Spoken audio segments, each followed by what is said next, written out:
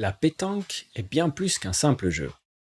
C'est un art de vivre plein de traditions et profondément ancré dans l'identité et l'histoire française.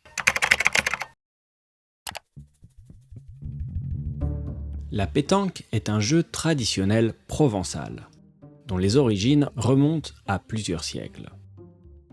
Elle a traversé l'histoire pour devenir aujourd'hui un loisir très populaire en France.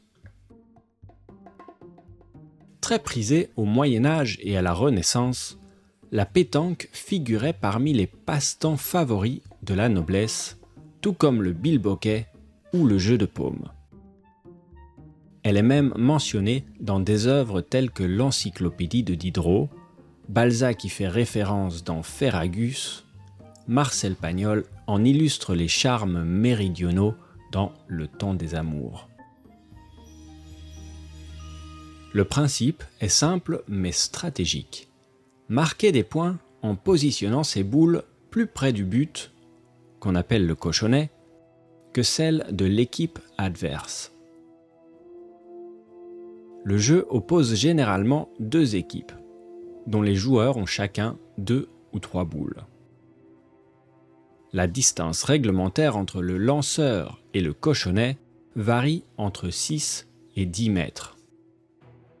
Et les parties se déroulent de préférence sur un terrain dédié, appelé le boulodrome, parce qu'un des principes fondamentaux de la pétanque, c'est de respecter les autres. Chaque équipe joue alternativement jusqu'à ce qu'elle n'ait plus de boules. L'équipe gagnante est celle qui termine avec le plus de points. Pendant la partie, les joueurs se posent la célèbre question « tu tires ou tu pointes ?» Pointer consiste à lancer la boule avec précision pour la rapprocher du but, une action appelée point ou à point. En revanche, tirer consiste à frapper une boule adverse pour l'éloigner, bien que cela implique de sacrifier sa propre boule.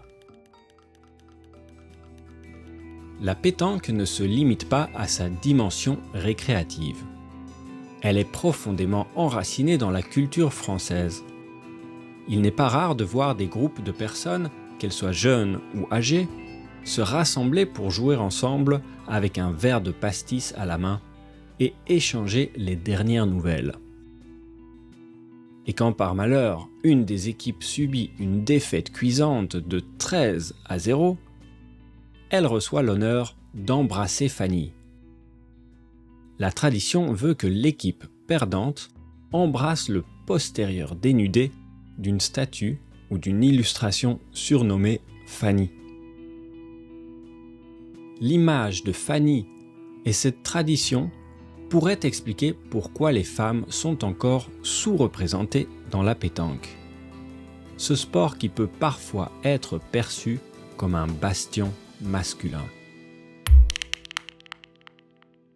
Question.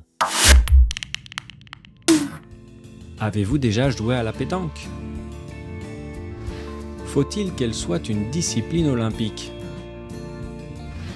Comment la pétanque s'intègre dans le régime méditerranéen? Est-ce que l'objectif est de gagner ou de participer? Qu'est-ce que vous pensez de la coutume consistant à embrasser Fanny?